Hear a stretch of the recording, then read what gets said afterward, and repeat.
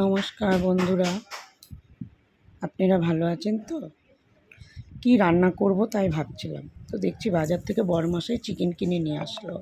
আমিও চটপটিয়ে ধুয়ে নিলাম, নুন হলুদ মাখিয়ে কিছুক্ষণের জন্য রেখে দিলাম।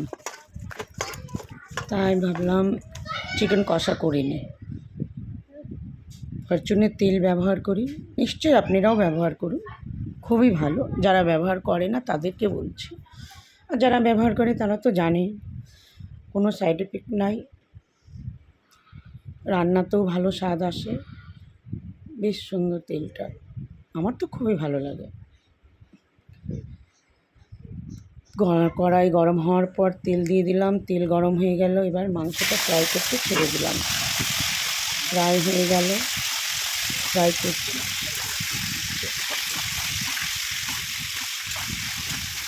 ফ্রাই করা হয়ে গেল, চটপটিয়ে মশলা নিয়ে নিলাম, কাঁচা লঙ্কা, রসুন, আদা দিয়ে পেস্ট করে নিলাম মিক্সারে। এদিকে মাংস ফ্রাই হচ্ছে, ফ্রাই করা হয়ে যাচ্ছে,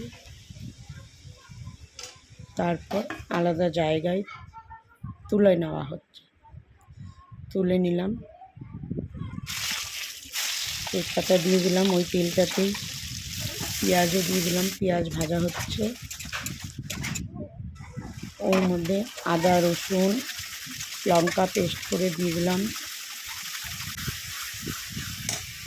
একটু হলুদ, স্বাদ অনুসার নুন,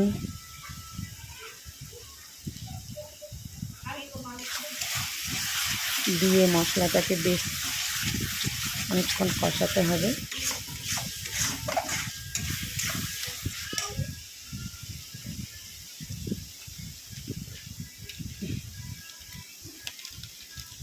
চিকেন মশলা দিয়ে দিলাম একটু, তারপর একটু কালার আনার জন্য লঙ্কার গুঁড়া দিয়ে দিব, অল্প, যে যেমন ঝাল খাও সেই অনুসার। আমাদের কাঁচা লঙ্কার ঝালটাই বেশি খাওয়া হয়।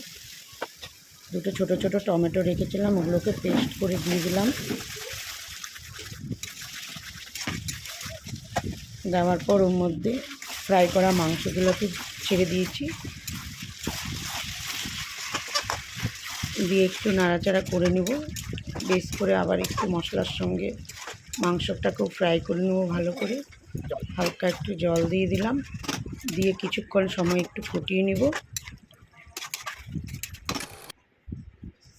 সানরাইজের গুঁড়ো মশলাটা গ্যাসটা বন্ধ করার পর দিয়ে দিব।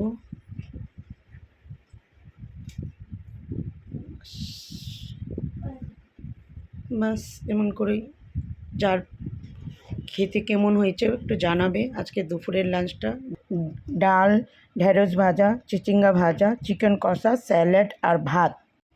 এরকম আরও ভিডিও দেখার জন্য সাবস্ক্রাইব করুন।